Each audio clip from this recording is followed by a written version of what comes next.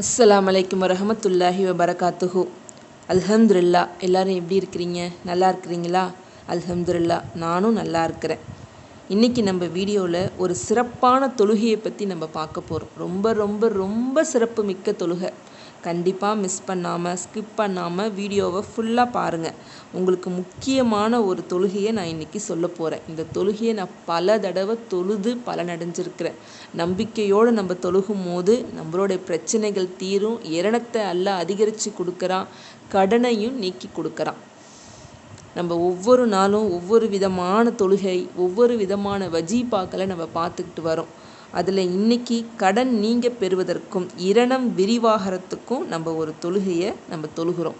இது நான் சொன்ன தொழுகை கிடையாது. நாயும் ஸல்லல்லாஹு அலைஹி வஸல்லம் அவர்கள் அவங்க சஹாபிக்கு நிறைய தடவை சொல்லி அந்த சஹாபிகள் பல தடவை பலனடைஞ்ச ஒரு தொழுகை. நம்ம ரொம்ப நேரம் ஆக போகிறது கிடையாது. இந்த தொழுகையை நம்ம தொழுகிறது மூலயமா நம்மளுடைய பிரச்சனைகளை தீர்த்துக்கிறது இல்லாமல், நம்ம பல கடன்கள் இருந்தாலோ, நிறைய பேர் நகைகளை அடமானம் வச்சுருப்பீங்க, பேங்க்கில் லோன் வாங்கியிருப்பீங்க, வீட்டை அடமானம் வச்சு கூட செலவு பார்த்துருப்பீங்க. இப்படி கடனில் மாட்டிக்கிட்டு முழிப்பீங்க. அந்த கடனை கட்ட முடியலையே, கடனை எப்படி கட்டுறது, எப்படி நகையை நம்ம மீட்கிறது, எப்படி நம்ம குடும்பத்தையும் ரன் பண்ணிவிட்டு இஎம்ஐ எப்படி நம்மளால் கட்ட முடியும் அப்படின்னு பல பேர் இந்த மாதிரி சிக்கலில் மாட்டிக்கிட்டு முழிக்கிறீங்க. இது என்னுடைய அனுபவத்தில் சொல்கிறேன். ஒரு நாள் நானும் ஒரு தேவைக்காக என்னுடைய நகையை அடமானம் வைக்க வேண்டிய ஒரு சூழ்நிலை இருந்துச்சு. கிட்டத்தட்ட அடமானம் வச்சு 2 வருஷத்துக்கு மேலே ஆயும் என்னால் அதை மூக்க முடியல. என்ன செய்யறதுனே எனக்கு புரியல. அதை எப்படி மீட்கிறது, என்ன பண்ணுறது அப்படின்னு ஒன்றுமே புரியாமல் கண்ணை கட்டி காட்டில் விட்ட மாதிரி இருந்துச்சு. அப்போ தான் நான் ஒரு நாள் இந்த கிதாபில் இந்த தொழுகையை பற்றி தெரிஞ்சு, அந்த தொழுகையை நான் ஃபஸ்ட் டைம் அந்த தொழுகையை நான் அப்போ தான் நான் பார்க்குறேன். அதுக்கு முன்னே நான் பார்த்தேன். அந்த கிதாபை எடுத்து நிறைய தடவை படிப்பேன், ஓதுவேன், நிறைய அமல்கள் செய்வேன். ஆனால் இந்த அமல் என் கண்ணில் படலை. அது 2 வருஷத்துக்கு அப்புறம் தான் அது என் கண்ணில் பட்டுச்சு. அப்போ நான் ஒரு நாள் இந்த புக்கை எடுத்து படிக்கும்போது அந்த சூறாவும் போட்டிருந்துச்சு. இந்த மாதிரி முறையில் இந்த சூறாவை ஓதி நீங்கள் தொழுவுங்க அப்படின்னு போட்டிருந்துச்சு. மனசில் நம்பிக்கை இருந்து தொழுதனா இல்லாமல் தொழுதனா அப்படின்றது எனக்கு தெரியல. அல்ஹம்துலில்லா, சரி நம்ம தொழுது தான் பார்க்கலாமே அப்படின்னு. அப்போ அது ஒரு பனிகாலம். அந்த டைம் எனக்கு ரொம்ப ஒத்து வர டைமாகவும் இருந்துச்சு. அப்போல்லாம் நான் ஃபஜ்ர் தொழுகைக்கு கொஞ்சம் லேட்டாகவே தான் எழுந்திருப்பேன். இப்போ தான் டைம் பிரகாரம் எழுந்து தொழுகிறது. இப்போ கொஞ்ச நாளாக அல்லாஹ் ஒவ்வொரு காரியத்தையாக நம்ம கேட்குற துவாவை ஹபிலாக்கும் போது தான் தொழுகையில் இவ்வளோ சிறப்பு இருக்குது, நம்ம கேட்குற துவாவில் இவ்வளோ சிறப்பு இருக்குது, நம்ம இவ்வளோ நாள் நேரத்தை வீணடிச்சுட்டு உட்காந்துட்டு இருந்தோமே, இனிமேல் நம்ம இப்படி செய்யக்கூடாது அப்படின்னு சொல்லி டைம் பிரகாரம் இப்போ தான் நான் தொழுக ஆரம்பித்தேன். அப்போ அன்னைக்கு தொழுகுவேன், கொஞ்சம் டைமை கொஞ்சம் தள்ளி தள்ளி தொழுவேன்.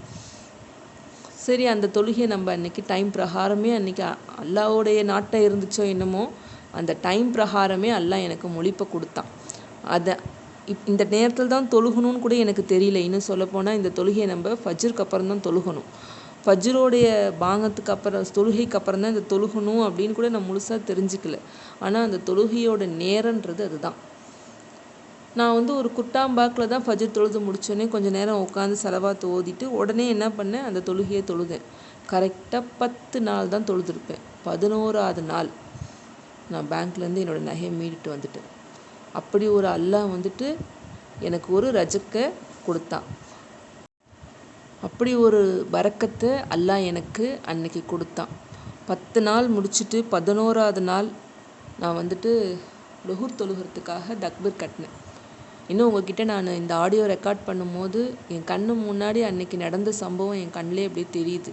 நான் நிஜமாக இந்த தொழுகையை தொழுதோம் உடனே நமக்கு கடன் தீரும், நம்மளுடைய பிரச்சனைகள் தீரும் நான் நினச்சி அந்த தொழுகையை நான் தொழுவே இல்லை. சரி, இதில் போட்டிருக்கு நம்ம செய்யலாம், கடமையை செய் பலனை எதிர்பார்க்காதே அப்படின்ற மாதிரி அதில் உள்ள பிரகாரம் கரெக்டாக. ஆனால் தொழுகும் போது எந்த ஒரு சிந்தனையும் இல்லாமல் நான் தொழுதேன். அல்ஹம்துலில்லா. 10 நாள் முடிச்சுட்டு 11ஆவது நாள் லுஹூருக்கு தக்பீர் கட்டினேன். ஃபோன் அடிச்சிச்சு. தக்பீரை விட்டுட்டு வந்து தான் நான் ஃபோனை எடுத்தேன். ஃபோனை எடுத்து நான் பேசுகிறேன். எங்கள் பாவா ஃபோன் போட்டு பணம் ரெடி ஆயிடுச்சு, 1/2 மணி நேரத்தில் ரெடி ஆகி போய் நகையை போய் மீட்டுட்டு வந்துடலாம் அப்படின்னு சொன்னோடனே எனக்கு கண்ணிலேருந்து தண்ணியே வந்துருச்சு. எனக்கு அப்போ தான் நான் தொழுதேன், 10 நாளாக இந்த தொழுகையை தொழுதுகிட்டு இருக்கிறேன் அப்படிங்கிற அந்த ஞாபகமே எனக்கு அப்போ தான் வந்துச்சு. அல்ஹம்துலில்லாஹ், எனக்கு அப்படியே அவ்வளோ சந்தோஷம். உடனே அப்படியே முசலா விரிச்சு தான் கீழே இருக்குது, அதோடு போய் தான் நான் ஃபோன் பேசினேன். ஃபோனை அப்படியே தூக்கி கீழே வச்சுட்டு திருப்பி போய் ஒளி செஞ்சுட்டு லொஹூரை தொழுதுட்டு அல்லாஹ் கிட்ட ரொம்ப பெரிய நன்றியை நான் தெரிவிச்சுட்டு, அல்லாஹ் ரொம்ப நன்றிடா அல்லாஹ், நிஜமாக நீ இவ்வளோ தூரம் கொடுப்பேன்னு நான் நினச்சி கூட பார்க்கல. ஏதோ போட்டிருக்கு தொழுகலாம் அப்படின்னு சொல்லி தான் நான் செஞ்சேன் நான். ஆனால் இந்த தொழுகைக்கு இவ்வளோ பெரிய பாக்கியத்தை நீ கொடுப்ப, இவ்வளோ பெருசாக நீ என்னோட துவாவை ஹபுலாக்குவ, இதுக்கு இவ்வளோ பவர்ஃபுல் இருக்குன்னு எனக்கு நிஜமாக தெரியலடா அல்லாஹ். இனிமேல் எனக்கு கடன் பிரச்சனைன்னு வந்தாலே நான் இந்த தொழுகையை தான் நான் தொழுகுவேன் அப்படின்னு அல்லாஹ் கிட்ட நான் சொல்லிட்டு நன்றி செலுத்திட்டு லொஹூர் தொழுத கையோடு நான் பேங்க்குக்கு போய் என்னோடய நகையை நான் மீட்டுட்டு வந்துட்டேன். 2 மணிக்கெலாம் வீட்டுக்கே வந்துட்டேன் நான் போயிட்டு. அப்போ யோசிச்சு பாருங்கள், அல்லாஹ் எந்த அளவுக்கு உதவி செஞ்சுருக்கிறான். இது என்னுடைய ரியல் லைஃப்பில் நடந்த அனுபவம், வேறு யாரோடைய கதையும் இது கிடையாது. இது என்னுடைய கதை, இது உண்மையான நடந்த கதை. அந்த மாதிரி நான் இப்போ எந்த தேவை ஏற்பட்டாலும், அதாவது கடன் வர்றதுக்கு முன்னாடியே இந்த தொழுகையை தொழுதுறேன். ஏன் அப்படின்னா இதில் என்ன போட்டிருக்குது அப்படின்னா, கடன் நீங்கிறதோடு இல்லாமல் நான் இரணத்தையும் விரிவாக்கி கொடுக்குறேன், பரக்கத்தையும் நான் விரிவாக்கி கொடுக்குறேன் அப்படின்னு அல்லாஹ் சொல்கிறான். நான் ஸ்க்ரீன்ஷாட் எடுத்து அந்த புக்கில் உள்ளதை அப்படியே உங்களுக்கு நான் போடுறேன். இது சோதிக்கப்பட்ட ஒன்று அப்படின்னு அல்லாஹ் சொல்லியிருக்கிறான். அல்ஹம்துலில்லாஹ், நம்ம எல்லோருமே இந்த தொழுகையை பற்றி நம்ம தெரிஞ்சு வச்சுக்கணும். தெரிஞ்சு வச்சுக்கிட்டு இந்த தொழுகையை நம்ம வாழ்க்கையில் வளமையாக கூட நம்ம தொழுகை கற்றுக்கலாம். ஏன்னா நாயகம் சஹாபிக்கு சொல்லியிருக்கிறாங்க, உங்களுக்கு உலகத்தில் உள்ள பொருட்கள் எல்லாம் உங்கள் காலடியில் வரணும் அப்படின்னா இந்த ஆயத்தை ஃபஜ்ர் தொழுது முடித்த உடனே ஓதுங்க அப்படின்னு சொல்லியிருக்கிறாங்க. அதாவது இரணத்துக்காக அல்லாஹ் சொல்லியிருக்கிறான். நாயகம் சஹாபிக்கு சொல்லி கொடுத்துருக்குறாங்க அல்லாஹ் சொன்னதாக சொல்லி. இப்போ இந்த தொழுகையும் தொழுது நம்ம இந்த ஆயத்தையும் நம்ம ஓதும் போது நம்மளுடைய கடனும் தீருது, இரணத்தையும் அல்லாஹ் அதிகரித்து கொடுக்குறான், வர இரணத்தில் பரக்கத்தையும் அல்லாஹ் அதிகரித்து கொடுக்குறான். இப்போ அது என்ன தொழுகை அப்படின்றத நம்ம பார்க்கலாம். காலையில் நம்ம ஃபஜ்ர் கரெக்டாக தொழுதுடணும். ஃபஜ்ர் தொழுகையை டைமுக்கு அந்த ஜமாத்தோடு நம்ம தொழுகணும், அது ரொம்ப முக்கியம். தொழுது முடிச்சுட்டு ஒரு 15 நிமிஷம் உட்காந்து வேறு ஏதாவது செலவாத்தோ ஏதாவது இருந்தால் நீங்கள் ஓதுங்க. உங்களுக்கு ஓதுகிற பழக்கம் இருக்கும் இல்லையா, அன்னாடும் ஏதாவது ஓதுவீங்க இல்லையா, அந்த மாதிரி ஓதி முடிச்சுருங்க. 15 நிமிஷத்துக்கு அப்புறமா இந்த புக்கிலே எப்படி போட்டிருக்கு அப்படின்னா, ஒருவன் வைகரையில் கிழக்கு வெளுக்கும் முன் 2 ரக்காயத் நஃபில் தொழுகை தொழ வேண்டும். ஒவ்வொரு ரக்காயத்திலும் சூரா பாத்திஹாவுக்கு பின் ஆயத்துல் குர்சி 3 தடவையும், சூரா காஃபிரூன் 10 தடவையும், சூரா இக்லாஸ் 10 தடவையும் ஓதி தொழுத பின் சுபஹானல்லாஹி வபிஹம்திஹி சுபஹானல்லாஹில் அலீம் அஸ்தோஃபிருல்லா என்று 100 தடவை ஓதீன் அவனுடைய இரணத்தை அல்லாஹ் விரிவாக்கி வைப்பதுடன் அவனுடைய கடனையும் நிவர்த்தி பண்ணுவான். இது சோதிக்கப்பட்டதாகும். அல்ஹம்துலில்லாஹ், நான் சொன்னது உங்களுக்கு புரிஞ்சிருக்கும்னு நினைக்கிறேன். ஃபஜ்ரோட நேரம் முடியறதுக்குள்ளாரே, ஃபஜ்ர் வக்கத்துக்குள்ளாரே நம்ம இந்த தொழுகையை ஆரம்பிக்கணும். ஃபஜ்ர் வக்கத்திலே நம்ம இந்த தொழுகையை ஆரம்பிக்கணும். அப்படி தான் நாயகம் ஸல்லல்லாஹு அலைஹி வஸல்லம் சொல்கிறாங்க. கிழக்கு வெளுக்கும் நேரம் தொடுத்து வைகரை தொழுகைக்கான நேரம் வரையில், ஃபஜ்ர் தொழுகை டைம் முடியறதுக்குள்ளாரே இந்த தொழுகையை நம்ம தொழுது முடிச்சிடணும். ஃபஜ்ர் வக்கத்தே நம்ம மாற்றி தொழுதுறக்கூடாது. ஃபஜ்ர் வக்கத்து முடியறதுக்குள்ளாரே ஃபஜ்ரை தொழுதுட்டு இந்த தொழுகையை நம்ம தொழுகணும். அதில் 2 ரக்காயத்து நஃபில் தொழுகை நான் தொழுகிறேன். ஃபஸ்ட்டு நம்ம எப்பயும் போல் அல்ஹம்து சூரா ஓதுறோம். அல்ஹம்துக்கு அப்புறம் ஆயத்துல் குர்சி 3 தடவை ஓதுறோம். 3 தடவை ஓதிட்டு அதுக்கப்புறம் காஃபிரூன் 10 தடவை, குல் யா அய்யுஹல் காஃபிரூன் சூரா இருக்குது பார்த்தீங்களா, அந்த சூரா 10 தடவை. அதுக்கப்புறம் குல்ஹுவல்லாஹு அஹது சூரா இக்லாஸ் அது 10 தடவை. இந்த மாதிரி 2 ரக்காயத்துலையுமே இதே மாதிரி நம்ம தொழுகணும். தொழுது முடிச்சுட்டு சுபஹானல்லாஹி வபிஹம்திஹி சுபஹானல்லாஹில் அலீம் அஸ்தோஃபிருல்லா அப்படின்னு 100 தடவை ஓதணும். இது ரொம்ப ஈஸியான தொழுகை. நீங்கள் ஐயோ என்ன மேடம் காஃபிரூன் சூரா 10 தடவை ஓத சொல்கிறீங்க அப்படின்னா நினைக்காதீங்க. 10 நிமிஷம் இருந்தால் போதும், அழகாக தொழுகலாம். எந்த ஒரு சிந்தனையும் இல்லாமல் இந்த காஃபிரூன் சூரா தெரியல அப்படின்னா மனப்பாடம் பண்ணிவிட்டு தொழுக ஆரம்பிங்க.